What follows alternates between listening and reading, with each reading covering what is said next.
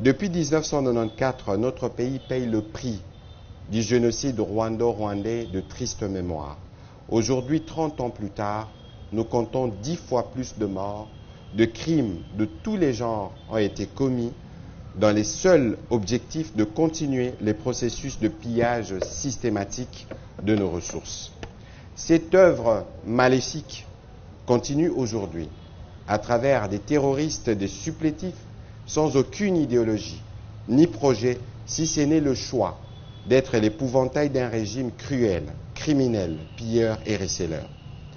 Devant la résistance héroïque de nos soldats, portée par la détermination du commandant suprême des forces armées de la République démocratique du Congo et de la police nationale congolaise, le Rwanda subit d'énormes et de lourdes pertes, ce qui l'a poussé à accroître ses effectifs jusqu'à 4000 pour penser pouvoir continuer son aventure sans lendemain sur nos terres. Notre résistance et notre résilience viendront à bout de l'agresseur, quoi qu'il en coûte. Ces mots ne sont pas le mien, ils sont du président de la République et ils ont été prononcés en journée aujourd'hui par la première ministre chef du gouvernement, Madame Judith Suminwa Tuluka. C'est donc autour de cette détermination que se fonde notre action.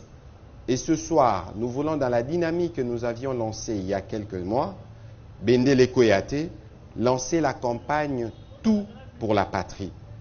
Plus qu'un cri de guerre, c'est un appel au don de soi pour la patrie, un engagement patriotique renouvelé à utiliser toutes les ressources à notre disposition pour combattre individuellement et collectivement avec la dernière énergie cette agression et tous ceux qui s'érigent en ennemis pour le développement de notre pays. Notre armée est le socle de notre victoire, la protectrice de nos frontières et de nos ressources naturelles. Nos soldats sont nos premiers héros qui chaque jour et au péril de leur vie s'engagent, donnent de leur jeunesse, sacrifient leurs familles respectives pour s'assurer que nous dormons en paix. En lançant cette campagne de la défense de la patrie et d'éveil patriotique, nous voulons dire à chaque Congolais, partout où il se trouve, combien son engagement compte dans ce combat collectif et combien nous devons nous unir autour du commandant suprême, au-delà de nos divergences, appartenances et croyances, pour non seulement résister, mais aussi protéger à toute épreuve ce que nous avons de plus cher, notre nation, la République démocratique du Congo.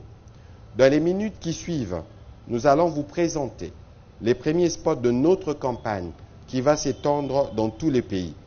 Il y aura évidemment une composante médiatique, mais une autre dédiée à la communication hors médias.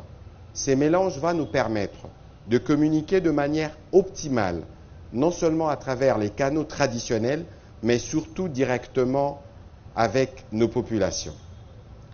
À ces sujets, je tiens à vous annoncer que pendant la diffusion médiatique de la campagne, nous allons tenir parallèlement, et nous commencerons dès demain ici à Kisangani à l'université, avec mes collègues ici présentes, la ministre de l'Enseignement supérieur et celle de la Jeunesse et Éveil patriotique, une matinée d'échange pour parler à un échantillon de jeunes de la Chopo, nous assurer qu'ils comprennent les vrais enjeux du pays et qui s'engagent au même titre que nos militaires et tous ceux qui, partout où ils se trouvent, œuvrent pour la préservation de notre intégrité territoriale, de notre chère patrie, la République démocratique du Congo.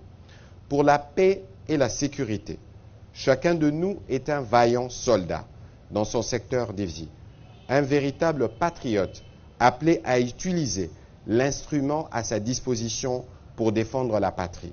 Restons donc debout et continuons la défense de notre patrie. Bendele Koyate, pas un seul centimètre ne peut laisser à quiconque. Et donc, tout pour la patrie.